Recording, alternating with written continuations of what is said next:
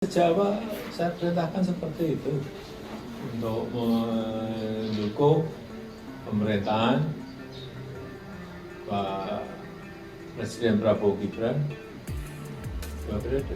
Pernyataan Presiden Joko Widodo Jokowi yang meminta relawannya mendukung pasangan Presiden Prabowo Subianto dan Wakil Presiden Gibran Rakabuming. Raka 2 periode menuai sorotan. Ketua Projo, Freddy Alex Damanik, menyebut titah itu sudah disampaikan sejak Pilpres tahun 2024 untuk memastikan keberlanjutan program Jokowi.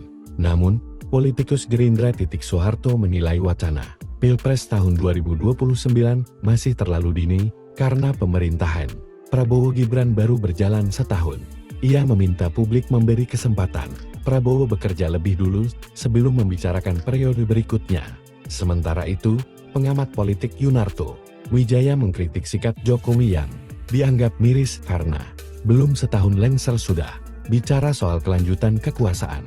Menurutnya, sebagai mantan presiden, Jokowi seharusnya fokus pada isu-isu kenegaraan dan memberikan arahan positif kepada relawannya, bukan sekadar urusan elektoral dan kekuasaan.